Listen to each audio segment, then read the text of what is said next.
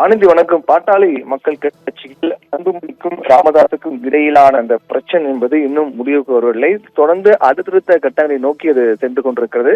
இந்நிலையில் அதிகார பிரச்சனை எழும்பக்கூடிய வகையிலான ஒரு பிரச்சனை என்பது தற்போது ஏற்பட்டிருக்கிறது. அதாவது பாட்டாளி மக்கள் கட்சியில் 5 சட்டமன்ற உறுப்பினர்கள் இருக்கிறார்கள். அதில் பாட்டாளி மக்கள் கட்சியினுடைய சட்டமன்ற உறுப்பினர் ஒருவர் அருள், அவர் தொடர்ந்து ராமதாசுக்கு ஆதரவான கருத்துக்களை தெரிவித்து வந்தார். குறிப்பாக ராமதாஸ் தான் பாட்டாளி மக்கள் கட்சியினுடைய அதிகாரப்பூர்வமான ஒரு நபர் என்றும், அவர்தான் அந்த கட்சியை தொடங்கினார், அவர்தான் வழிநடத்தினார், அவருக்கு தான் முதல் மரியாதை, அதே போன்று அவருடைய பேச்சை அன்புமணி கேட்க வேண்டும் என்றெல்லாம் அவர் தெரிவித்திருந்தார். இந்த ஒரு கருத்து என்பது மிகப்பெரிய பாட்டாளி மக்கள் கட்சியில் சர்ச்சையாக மாறிய நிலையில் அதற்கு அன்புமணி தரப்பில் அதற்கு பதிலடி கொடுக்கப்பட்டது. அதாவது அன்புமணி தரப்பில் அதிரடியாக பாட்டாளி மக்கள் கட்சியினுடைய தலைவராக இருக்கக்கூடிய அன்புமணி ராமதாஸ் அவர் அருளை கட்சியின் அடிப்படை உறுப்பினர் உள்ளிட்ட அனைத்து பொறுப்பிலிருந்தும் நீக்கப்படுவதாக தெரிவித்திருந்தார். கட்சியினுடைய கட்டுக்கோப்புக்கு மீறி செயல்பட்டதாகவும், அதே போன்று கட்சிக்கு அவப்பெயர் ஏற்படுத்தக்கூடிய வகையில் செயல்பட்டதாகவும், கட்சியினுடைய விதிமுறைகளை மீறி செயல்பட்டதாக அருள் பாமகவில் இருந்து அடிப்படை உறுப்பினர் உள்ளிட்ட அனைத்து பொறுப்பிலிருந்தும் நீக்கப்படுவதாக அன்புமணி தெரிவித்திருந்தார்.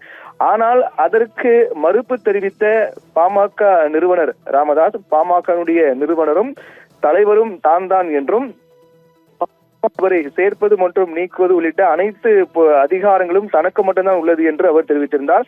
அதனால் அருளை நீக்கியது என்பது செல்லாது என்றும், அருள் தொடர்ந்து அவர் அந்த பொறுப்பில் இருக்கின்றார் என்று தெரிவித்திருந்தார். அது மட்டுமில்லாமல் பாட்டாளி மக்கள் கட்சியை பொறுத்தவரையிலும் சட்டமன்ற குழு தலைவராக ஜி.கே. மணி இருக்கின்றார் என்றும், அதே போன்று கொறடாவாக பாட்டாளி மக்கள் கட்சியினுடைய சட்டமன்ற கொறடாவாக அருள் இருக்கின்றார் என்றும், அது அப்படியே தொடர்கிறது என்றெல்லாம் ராமதாஸ் தெரிவித்திருந்தார். அது மட்டும் இல்லாமல் ஒரு கட்சியை விட்டு நீக்க வேண்டும் என்றால் அதுக்கு ஒப்புதல் என்பது மிக அவசியம் என்றும், அது மட்டும் இல்லாமல் ஒருவரை கட்சியை விட்டு நீக்க வேண்டும் என்றால் அதற்கு பாட்டாளி மக்கள் கட்சியினுடைய சட்டமன்ற குழு தலைவராகக்கூடிய ஜி.கே. மணி மூலமாக கடிதம் கொடுக்கப்பட்டு அதன் மூலமாக அது நடவடிக்கை எடுக்கப்பட வேண்டும் என்றும், ஆனால் அதுபோன்ற எந்த ஒரு நடவடிக்கையும் எந்த ஒரு முறைகளும் சரியாக பின்பற்றப்படவில்லை.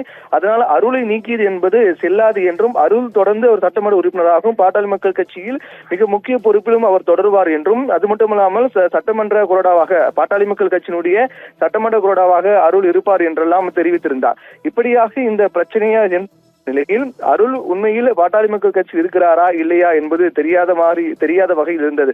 அன்புமணி அவரை நீக்குவதும், அதே போன்று ராமதாஸ் அவர் எப்போதும் கட்சியில் தொடர்கிறார் என்று தெரிவிப்பதுமான ஒரு குழப்பமான சூழல் இருந்த நிலையில் இது தொடர்பாக பாட்டாளி மக்கள் கட்சியினுடைய சட்டமன்ற உறுப்பினர் அருளும் தெரிவித்திருந்தார். அதாவது தன்னை கட்சி விட்டு நீக்கக்கூடிய அதிகாரம் அன்புமணிக்கு இல்லை என்றும், ராமதாஸ் தான் அந்த முடிவு எடுக்க வேண்டும் என்றெல்லாம் தெரிவித்திருந்தார்.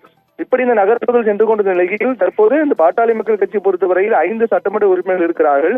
அதில் அன்புமணிக்கு ஆதரவாக இருக்கக்கூடிய சதாசிவம், சிவகுமார், வெங்கடேசன் ஆகிய 3 சட்டமன்ற உறுப்பினர்கள் இன்று சட்டப்பேரவையில் சபாநாயகர் அப்பாவை சந்தித்து பாட்டாளி மக்கள் கட்சியுடைய கொறடாவாக இருக்கக்கூடிய அருளை நீக்க வேண்டும், அந்த பொறுப்பிலிருந்து நீக்க வேண்டும் என்றும், மொத்தமாக 5 சட்டமன்ற உறுப்பினர்களில் 3 பேர் அன்புமணிக்கு ஆதரவாக செயல்படுவதாகவும், அதனால் தாங்களுடைய அந்த கோரிக்கை என்பது நிறைவேற்ற வேண்டும் என்று கோரிக்கை வைத்திருக்கிறார்கள்.